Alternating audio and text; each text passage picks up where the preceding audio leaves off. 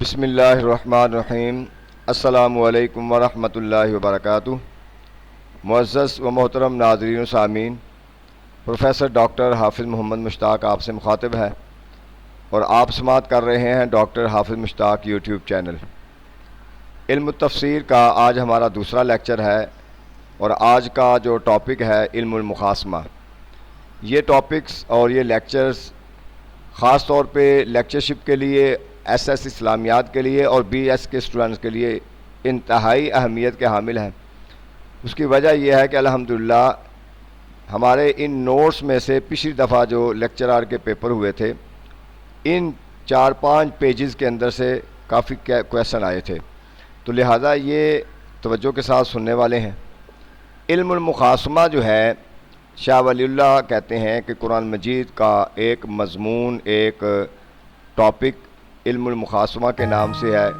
جس کے اندر جو گمراہ فرقے ہیں ان کے غلط نظریات کو واضح کیا گیا ہے اور ان کے برعکس جو حقیقی نظریات ہیں ان کو بتایا گیا ہے۔ مخاصمہ کا جو متبادلات میں سے ہے، مجادلہ، مناظرہ، منازعہ، یہ الفاظ بھی اس کے لیے استعمال کیے جاتے ہیں۔ بحث و مباحثہ، تکرار کرنا، حق کے لیے بحث کرنا، مناظرہ کرنا، اور یہ بالکل حق کی وضاحت کے لیے، حق کی ترویج کے لیے اور حق کے ثبوت کے لیے مناظرہ کرنا یہ بالکل جائز ہے۔ اصطلاح کے اندر کہتے ہیں حق و صداقت سے ٹکرانے والے نظریات و خیالات کی تردید، مدافعت کے راز کو جان لینا علم المخاصمہ ہے، یعنی غلط نظریات کو رد کیسے کرنا ہے اور اپنے نظریات کا دفاع کیسے کرنا ہے، تو اس کو علم المخاصمہ کہتے ہیں۔ علم المخاصمہ سے مراد وہ علم ہے جس سے باطل اور گمراہ فرقوں کے شبہات کا جواب دیا گیا ہے۔ مخاصمہ بیسیکلی 2 قسم کا ہے۔ مخاصمہ فی ضمنی عقائد الباطلہ، یعنی پہلے جو ان کے ساتھ غلط نظریات رکھنے والے گمراہ فرقے ہیں، جو پہلا ان کے ساتھ مخاصمہ، مجادلہ یا مناظرہ ہے، وہ یہ ہے کہ ان کے غلط عقائد جو ہیں ان کو بتایا گیا ہے، واضح کیا گیا ہے کہ اللہ کے بارے میں، نبیوں کے بارے میں، آخرت کے بارے میں اور اللہ کے فرشتوں کے بارے میں ان کے غلط نظریات کی مذمت کی گئی ہے۔ اور دوسرا مخاصمہ فی ضمنی شبہات، جو اسلام کے متعلق شکوک و شبہات وہ پیدا کرتے ہیں کہ یہ کیسے ممکن ہے جی، یہ کیسے ممکن ہے، اس کی مذمت کی گئی ہے۔ تو لہٰذا یہ اوورآل کوئی بھی گمراہ فرقہ ہے ان کو 2 طریقوں سے ان پر بحث کی گئی ہے۔ اب 4 گمراہ فرقے ہیں جن کے ساتھ مخاصمہ کیا گیا ہے۔ ان میں پہلا ہے مشرکین سے مخاصمہ۔ مشرکین جو خود کو دین حنیف کے پیروکار سمجھتے ہیں، جبکہ دین حنیف جو ہے یا دین ابراہیم جو ہے، وہ شرعی اعمال جو ہیں اس کے اندر وہ خانہ کعبہ کا حج کرنا، نماز میں خانہ کعبہ کی طرف رخ کرنا، نسب رضاعت کے ذریعے حرام ہونے والی عورتیں، غسل جنابت، ختنہ، حرمت والے مہینے، ذبح، نحر، قربانی، یہ وہ سارے اعمال ہیں جو کہ دین ابراہیم یا دین حنیف کے ہیں۔ مشرکین کو کہا گیا ہے کہ آپ بتائیں ان میں سے آپ کس پر عمل کرتے ہیں، یعنی ابراہیم علیہ السلام کے تو یہ اعمال تھے۔ اب ان کی جو گمراہی، یہ ابھی جو میں آپ کو بتانے لگا ہوں یہ پچھلے پیپر میں بھی آیا تھا، مشرکین کے گمراہی کے ان میں تحریف ایک لفظ آیا تھا، چونکہ یہ تحریف دوسرے گمراہ فرقے بھی کرتے ہیں، اس لیے تھوڑا سا کمپلیکیٹڈ سوال تھا۔ تو اس طریقے سے آپ اس کو توجہ کے ساتھ سنتے جائیں گے، پڑھتے جائیں گے، ان میں سے انشاءاللہ بہت زیادہ کویسچن جو ہے نا PPSC میں آتے ہیں اور مختلف پیپرز میں آتے ہیں۔ مشرکین کی گمراہی کیا ہے؟ ایک تو وہ شرک کرتے ہیں، دوسرا تشبیہ، یعنی اللہ کی ذات کے ساتھ مختلف چیزوں کو تشبیہ دیتے ہیں، پھر تحریف کرتے ہیں اور پھر آخرت کا انکار کرتے ہیں۔ یہ بات قابل توجہ ہے کہ شرک کیا ہے؟ اللہ تعالیٰ کی مختص صفات کو کسی اور کے لیے ثابت کرنا شرک کہلاتا ہے۔ یہ جو شرک کی ڈیفینیشن ہے اس کو ہمیشہ کے لیے یاد کر لیں، کیونکہ اس کی وجہ یہ ہے کہ بہت سارے لوگ معمولی چیزوں پر شرک کے فتوے جاری کرتے ہیں۔ جو صفت، جو عمل، جو کام اللہ کے لیے خاص ہو وہ کسی اور کے لیے ثابت کریں گے تو اس کو شرک کہتے ہیں۔ مثلا تصرفات ارادی، یعنی لفظ کن کے ذریعے سے اللہ تعالیٰ اپنے امور جاری فرماتا ہے، اور اسی طرح کوئی کہے کہ اس کا علم ذاتی ہے یا مریضوں کو وہ شفا دیتا ہے یا کسی پر لعنت بھیجنا یا کسی پر رحمت بھیجنا، یہ سارے امور اللہ کے لیے خاص ہیں، کسی اور کے لیے ثابت کریں گے تو یہ شرک ہوگا۔ ہاں، اللہ تعالیٰ نے جو اپنے بندوں میں سے کسی کو کوئی خاص نعمت دی ہے، علم دیا ہے، اس کو دولت دی ہے، طاقت دی ہے، اس کے دیے میں سے وہ لوگوں کو فائدہ بھی دیتا ہے اور ان کی مدد بھی کرتا ہے اور ان کو نفع نقصان بھی دیتا ہے، تو ان چیزوں سے شرک نہیں ہوتا ہے، وہ اللہ کے دیے ہوئے میں سے دیتا ہے۔ ہاں، اگر وہ اس کے ذات کے لیے ثابت کریں گے تو یہ شرک ہوگا۔ اب مشرکین کا اعتقاد کیا تھا؟ وہ کہتے تھے کہ جب اللہ تعالیٰ کسی کام کا ارادہ کرتا ہے تو کوئی شخص اس کام کو روک تو سکتا نہیں ہے، لیکن اس کی ہیلپ کرتا ہے۔ جیسے بادشاہ رعایا کے لیے چھوٹے چھوٹے کام مختلف لوگوں کو وہ سپرد کرتے ہیں، بادشاہ انہوں نے وزیر رکھے ہوتے ہیں، ان کے سفارش کرتے ہیں بندے، پھر بادشاہ تک اپروچ کرتے ہیں۔ وہ کہتے ہیں کہ یہ نظام بھی اسی طرح ہے کہ اللہ تعالیٰ جو جب کام سپرد کرتا ہے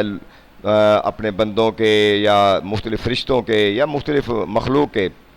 اور پھر انہی کے ذریعے سے اللہ کا قرب حاصل کیا جاتا ہے، تو گویا کہ وہ درمیان میں اس چیز کو لازم سمجھتے تھے کہ اللہ تعالیٰ ڈائریکٹ براہ راست قدرت نہیں رکھتا اپنے معاملات کو لوگوں تک پہنچانے کے لیے، تو درمیان میں ہیلپر رکھے ہوئے ہیں اس نے۔ قرآن کہتا ہے والذین اتخذوا من دونہ اولیاء، وہ لوگ جو اللہ کے علاوہ دوسروں کو معبود بناتے ہیں، ان سے جب یہ پوچھا جاتا تم ان کی پوجا کیوں کرتے ہو، کہتے ما نعبدہم الا لیقربونا الی اللہ زلفا، اس لیے کہ یہ ہمیں اللہ کے قریب کر دیتے ہیں۔ تو معبودان باطلہ کی عبادت کا ان کا مقصد یہی تھا، تو مطلب یہی ہے وہ ان کی عبادت اور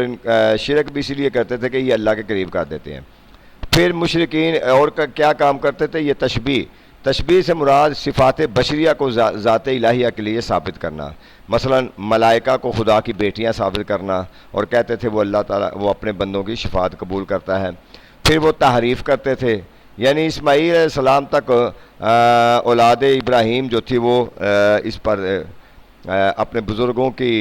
روش پر چل رہی تھی، شریعت پر تھی، حتیٰ کہ یہ عمر بن لہی، یہ اس نے سب سے پہلے، اب یہ دیکھیں نا، یہ ساری آپ کو سوالات ہیں جو معروضی میں PPSC میں آتے ہیں، کس نے عربوں میں سب سے پہلے بت پرستی کا رواج شروع کیا،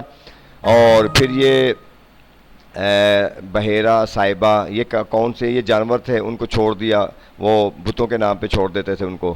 پھر رسالت کے متعلق ان کے نظریات غلط تھے، وہ کہتے ہیں جو شخص کھاتا پیتا ہو وہ نبی کیسے ہو سکتا ہے،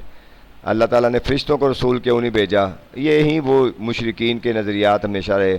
کبھی یہ کسی بڑے کو کیوں نہیں بھیجا، تو اس کا پھر شاہ ولی اللہ نے جواب دیا ہے۔ شرک کا جواب یہ دیا ہے کہ پہلے ان کے عقائد کی دلیل طلب کی ہے کہ جو تم بات کر رہے ہو اس کی دلیل کیا ہے،